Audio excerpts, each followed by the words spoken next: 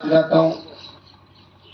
Letter तो मैं कल ही भेज दूंगा, लेकिन 10 तारीख को जब मैं जाऊंगा, लोकसभा चलेगी, व्यक्तिगत रूप से रक्षा मंत्री से मिलूंगा और जल्दी से जल्दी आपका बचाव जो भी काम है करा के और इसको काम को गति दिलाएंगे। जितने भी शहीद के परिवार से लेकर तमाम जो सरकारी सुविधाएं तो पूरी इस परिवार को मिलेगी। देखिए, ये मैं डिफेंस कमेटी का मेंबर था 2 साल तक। ये बीआरओ जिला सीमा सड़क संगठन जो सीमा के ऊपर सड़क बनाने का काम इनका है और किन परिस्थितियों के अंदर ये लोग काम करना है, तो ये आर्मी से कम नहीं, आर्मी का ही एक हिस्सा कह सकते हो। तीनों सेनाओं के अलावा अगर सबसे संघर्ष भरा काम है तो इनका बॉर्डर के अंदर जितने भी आप नाथुला बॉर्डर जैसे देखोगे, दूसरे जो बॉर्डर है हमारे लेह लद्दाख से, वहां अगर जहाँ रोड बन रही है, जिन विकट परिस्थितियों में पहाड़ी क्षेत्र के अंदर, बर्फीले इलाकों के अंदर जहाँ बीआरओ काम करा, जान हथेली पे रख के वो काम करा, वहां अंदाज भी लगा सकते यहाँ भी कोई रोड निकल सकती। तो इन्होंने जो शहादत दी वो निश्चित रूप से हमारे कौम का सम्मान, इस जिले का, इस गांव का सम्मान बढ़ाया।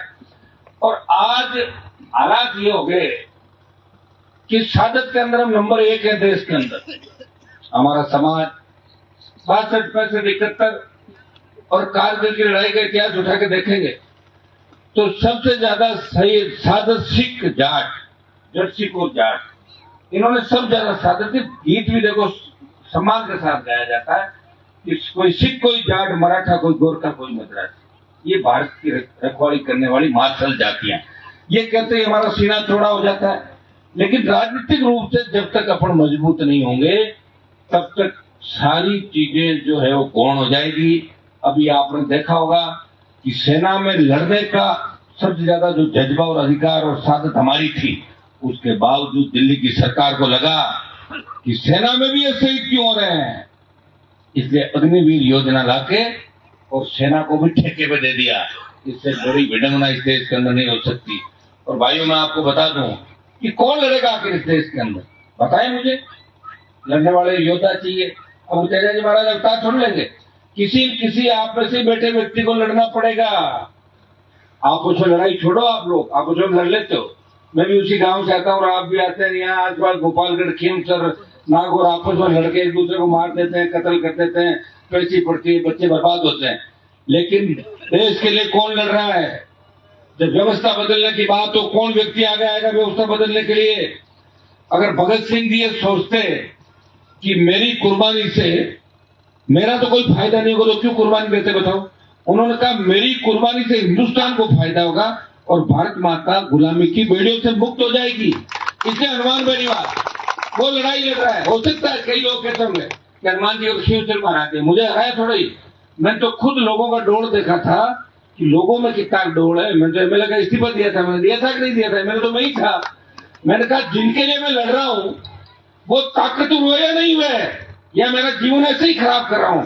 और उस परीक्षा के अंदर मैं फेल हो गया, मुझे रह गई और हमारे लोग कमजोर पड़े, वही चले गए जहां 50 साल, 60 साल, 100 साल पहले थे। मैंने प्रयास किया बहुत जगाने का। मैं धन्यवाद देता हूं भोपालगढ़ इलाके को कि मैं पहले मानता था कि खींवसर भोपालगढ़ से मजबूत है, लेकिन मुझे महसूस हुआ कि भोपालगढ़ खींवसर से बहुत ज्यादा मजबूत और ताकतवर है। लेवी कांड अगर खींवसर में होता तो खींवसर के लोग लड़ाई नहीं लड़ पाते। भोपालगढ़ के लोगों ने लड़ाई लड़ी, राजस्थान की सरकार को झुकाया। कांग्रेस पार्टी की सरकार थी उस समय, आपके भी नेता थे जोधपुर के, मैं नाम किसी का नहीं लेना चाहता, लेकिन फिर भी आपको लड़ना पड़ा। सादत थी और लेवी के अंदर अपने यहाँ से राम जी शहीद हुए। और ये सादत जो लिखी जानी चाहिए राजस्थान के इतिहास के अंदर, ये लिखी नहीं गई कहीं पे भी, क्योंकि सरकार के अंदर हमारे देशों की कलम नहीं चली। अगर हमारे देशों की कलम चलती तो पहले बाकी काम रोकता और 1 घंटे में अपने लोगों का इतिहास देता, पहले ये लिखो और बाकी बाद में लिखो। तो सरकार के अंदर आएंगे करना पड़ेगा। सरकार बन खा रही है। मैं तो जिनको तैयार कर रहा हूँ वही मेरे सामने आ रहे हैं। जिनको तैयार कर रहा हूँ वो सारे भस्मासुर साथ तैयार होते हैं और मुझे ही मारने के लिए भस्मासुर दौड़ रहे हैं। मैं मजबूत हूँ, मर नहीं रहा हूँ, इसमें कोई दो राय नहीं। कांग्रेस बीजेपी सारी एक जगह हो रही, फिर भी मैं लड़ रहा हूं। और आप देखिए कि पूरी जवानी मैंने समर्पित कर दी आप लोगों के लिए। मुझे सत्ता का अगर सुख भोगना होता तो कभी मैं ले लेता सत्ता का सुख। लेकिन 10 आदमी आप लोग आ गए और आपने कह दिया कि हनुमान जी हमारी बात का सवाल है और आप तो इनकी मदद कर दो, उनकी मदद। आपके पीड़ित मदेना साहब का परिवार किस तरह तकलीफ था 18 का, अब छोड़ो 18 में जाओ, 2018 के अंदर जिस तकलीफ के दौर से गुजर रहा था, मैंने उनकी मदद की, विधायक बनवाया। उसके बाद वो सामने हो गए, आदत है अपने लोगों की मदद करते हैं, भाई भाई के सामने तो होना ही, अपना तो पूरा जो हिस्ट्री है वो इसी बात की रही है, दूसरों नहीं लड़ सकते हमारी लोगों से। एक नहीं जो नागौर में लंबे लंबे भाषण दे रहे हैं, ये ज्योति बिरला का कहीं नाम नहीं था। 2009 के अंदर रूपाराम जी और मैं इसको लेके आए, हमने कहा रिचवाड़ हरिंदर को छोड़ के इसको टिकट दे दो, इसको कोई नहीं जानता था। मेरे इसके पिताजी की जैतन में जमानत जब्त हुई थी, 12,000 वोट आए थे 90 के अंदर। ये जानते चौधरी साहब बीच में 1990 में जब जनता दल का दबदबा था, तब रिचवाड़ मिर्जा डेगाना से चुनाव लड़े। इनके पिताजी ने जीत करी नाथुराम जी को कि मेरा बेटा तो यहीं से लड़ेगा, तुम्हारे बेटे को वहां लड़ा। उन्होंने जैतन उतार दिया और 12,000 वोट आए, जिसके पिताजी के 12,000 वोट आके जमानत जब्त हुई 1990 में। और उसकी बेटी को 20 साल बाद हनुमान बेनीवाल बीजेपी में रहते हुए लेके आता कि कांग्रेस पार्टी इसको उम्मीदवार बनाए, मैं वसुंधरा जी की रड़क निकालूंगा तो कांग्रेस को जिताऊंगा, और जीता के हिंदुस्तान की सबसे बड़ी पंचायत में भेजा। हुआ क्या? सामने हो गई, प्रयास किया, वापिस नहीं जीतने दिया, 4 बार हराया लगातार, 3 बार लोकसभा और 1 बार विधानसभा। ऐसा नहीं है, अब ठीक है कई बार उपचुनाव होते हैं, देखते हैं। अभी ये कोई खींवसर के अंदर लोग बड़े पिछले खींवसर हनुमान जी की हार, हनुमान जी की हार नहीं है, हनुमान जी तो जीते ही है। हनुमान जी तो 95,000 वोट लेके खुद के दम पे लगातार लड़ाई लड़ रहा है। एक व्यक्ति राजस्थान में वो सरकारों से लड़ रहा है, वो मुझे भी याद दिला रहे लोगों को कहाँ गई मुझे, इस स्थिति में लेके आ गए राजस्थान। हाँ, हमारे लोग ना समझते नहीं है। अभी भी 20,000 वोट अगर बीजेपी को नहीं देते क्या फर्क पड़ जाता? और जिसको जिताया है वो कौन सा आपका मान सम्मान बढ़ा देगा? बताओ मुझे। आपका मान सम्मान 2-3 महीने में कहीं कहीं सड़क में नजर आ जाएगा, देख लेना आप कहीं कहीं बढ़ाता हुआ। मैं बता रहा हूँ आपको, आप देखोगे, चिंतन करोगे और सोचोगे तो आपको लगेगा कि क्या कर दिया हम लोगों ने। इतने भी समझदार नहीं है।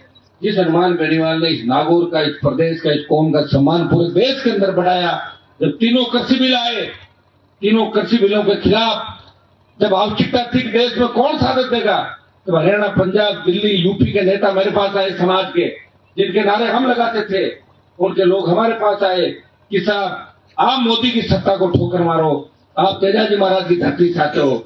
मैंने मोदी की सत्ता को ठोकर मारी, मेरी मिनिस्ट्री ठुकराई और इस कौम के लिए 70 दिन सड़क पर बैठा और मोदी को ठीक कर दिया और सम्मान किसानों का लौटा है।